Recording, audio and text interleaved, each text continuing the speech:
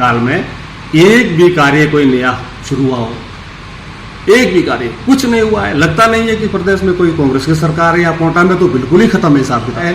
इनका काम 2.5 साल में सिर्फ एक है, आपस में लड़ना। जो यहाँ के लीडर है, जो यहाँ का प्रत्याशी है, जो 2022 के, उनको पूछा नहीं जा रहा है। यहाँ पर तो नए नए सियाने बना रखे हैं, वो यहाँ बाकी तो कुछ नहीं है। एक कार्य जरूर हो रहा है, कोटा उगाई वाला काम जरूर हो रहा है। यहाँ खाली उगाई का काम हो रहा है, बाकी कोई विकास की तरफ किसी का ध्यान नहीं है।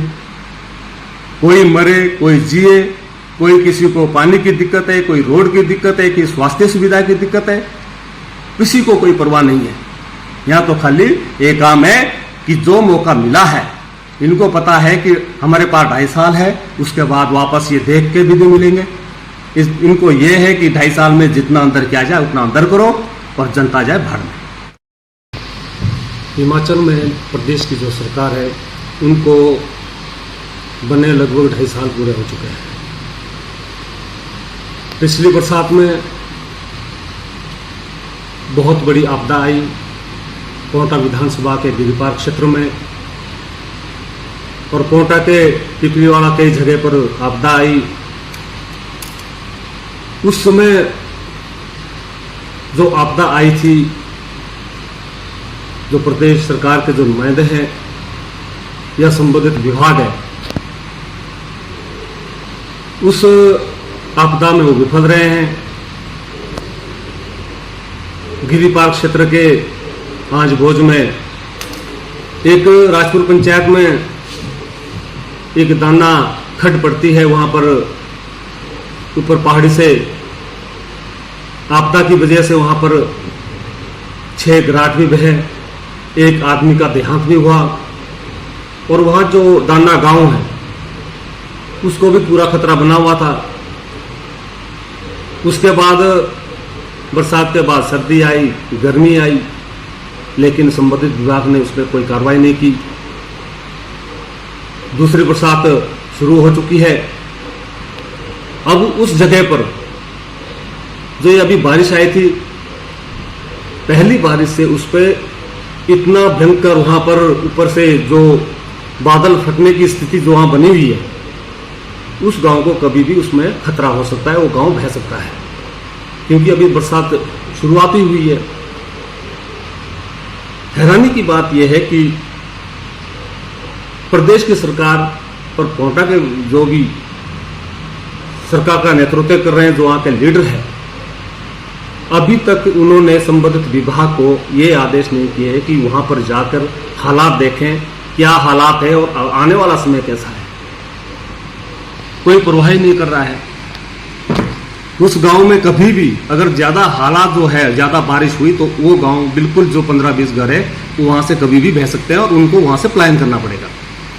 पिछली बरसात के टाइम यहाँ पर नागदेवता मंदिर में सालवाला में माननीय मंत्री जी जगत सिंह नेगी जी आए थे। सरकार जनता के द्वार कार्यक्रम में आए थे।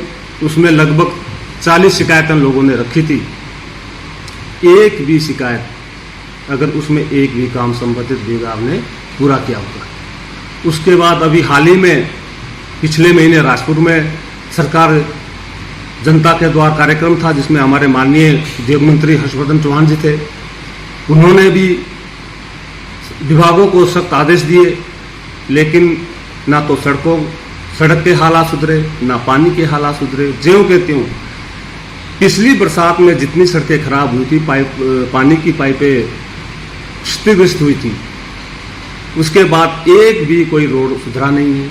आसपास के जितने भी एम्बुलेंस लिंक रोड बने हैं, उसमें कोई सुधार नहीं हुआ है। इस बरसात में जब ये बरसात शुरू होगी, तो मैं कह रहा हूं कि इन रोडों पे चलना भी मुश्किल हो जाएगा। आप देखिए, जो प्रदेश की सरकार है, अस्पतालों में पहले फ्री टेस्ट होते थे, कोई पर्ची का शुल्क नहीं होता था। अब उसमें भी सरकार ने 10 रुपए की पर्ची का शुल्क भी शुरू कर दिया। जितने भी टेस्ट है वो सारे दोबारा उसको पेशेंटों को भुगतान करना पड़ेगा। बुढ़ापा पेंशन देखिए, पिछले 8 महीने के बाद बुढ़ापा पेंशन आई थी, और इस बार भी दोबारा उसके बाद 4-5 महीने हो गए, बुढ़ापा पेंशन भी नहीं आ रही है। एनटीटी भर्ती, अभी 1 महीना पहले यहाँ पोंटा में पूरे जिले की एनटीटी की भर्ती हुई थी। सबसे बड़ी कमी तो ये है सरकार की कि जब ये एनटीटी की भर्ती हुई थी तो जिले वाइज रखने की क्या जरूरत थी। अगर ये भर्ती करनी थी तो ब्लॉक वाइज रखते, ब्लॉक वाइज पोंटा ब्लॉक में करते, सिलाई ब्लॉक की सिलाई में करते, नाहन की नाहन में करते। पूरे जिला सिरमौर के सभी महिलाओं को पोंटा बुलाया गया। इतने दूर दूर से प्रेग्नेंट महिलाएं थी, बीमार महिलाएं थी, यहाँ पहुंची और जो यहाँ के हालात है, यहाँ सबने देखा है, आपने भी देखा है, यहाँ पर सारी बैकडोर एंट्री हुई। और मैं तो ये भी कह रहा हूँ इसमें तो खुला काम चला हुआ है कि पैसा फेंको और तमाशा देखो, जो पैसा दे रहा है उसी की इसमें भर्ती हो रही है। तो ये हालात प्रदेश सरकार के हैं। मेरा तो सरकार से और पोंटा के जो संबंधित विभाग है, मेरा अनुरोध है कि अभी बरसात अभी शुरुआत हुई है, आने वाला समय पूरे आंज-भोज गिरिपार के क्षेत्र हो चाहे पोंटा के क्षेत्र हो, बरसात के मौसम में आपको पता है कि कई जगह खतरा रहता है, चाहे वो स्लाइडिंग का खतरा हो, चाहे पेड़ गिरने का खतरा हो, या अधिक खड्ड के किनारे जो लोग रहते हैं वहां भी खतरा रहता है। उसकी सुरक्षा हेतु हर जगह एक तो मशीन जेसीबी की व्यवस्था होनी चाहिए। अब कई एम्बुलेंस लिंक रोड है वो बंद होते हैं, कहीं पर गांव में लोग होते हैं घास काटते हुए या कहीं भी पैर फिसल के नीचे गिर जाते हैं, उनको फर्स्ट एड के लिए एकदम एम्बुलेंस चाहिए। वो कैसे जाएगी जब वहाँ कोई व्यवस्था नहीं होगी। एक मैं देखता हूँ गिरिपार के क्षेत्र में एक जेसीबी पीडब्ल्यूडी की चली रहती है, उसमें भी कभी उसमें तेल नहीं होता। अगर हम विभाग को बोले तो कि हमारे पास तेल डालने के लिए भी जेसीबी पैसा नहीं है। तो ऐसे हालात सरकार के हैं। हम इतना चिंतित है, जनता इतनी चिंतित है कि आगे बरसात है, कैसे क्या हालात होंगे। अगर इमरजेंसी किसी को पोंटा ले जाना है, प्रेग्नेंट लेडी है कोई, उसको हॉस्पिटल पहुंचाना है, तो ऐसे रोड की हालात है कि उसमें कैसे पेशेंटों को हॉस्पिटल पहुंचाया जाएगा। तो मेरा तो सरकार से और संबंधित विभाग से यही अनुरोध है कि बरसात अभी शुरुआत दौर पर है, आगे बहुत ज़्यादा बरसात होनी है और मुझे नहीं लग रहा है कि संबंधित विभाग इसमें कोई एक्शन ले रहा है या किसी तरह की तैयारी है। इनको तो मौके पे जाना चाहिए विभागों को। पिछली बार टोरू डांडा पंचायत कालाम में बहुत बड़ी त्रासदी हुई है, वहाँ एक आदमी की जान चली गई थी। उसके बाद दूसरी बरसात शुरू होने वाली है, कोई भी संबंधित विभाग का अधिकारी वहाँ गया है कि इस बार दोबारा वहाँ देखें कि कहीं दोबारा वो हालात ना हो जाए। या लोबी क्रॉप साइड कोई आदमी गया है, कोई अधिकारी गया है देखने कि ऐसी हालात ना बने, ताकि पहले जब अधिकारी मौके पे जाएंगे वहाँ हालात देखेंगे कि देखना इसमें क्या है कि कहीं ज़्यादा दिक्कत ना आए, या कोई गांव इसमें कोई खतरे में है, या कोई आसपास का कोई परिवार खतरे में है।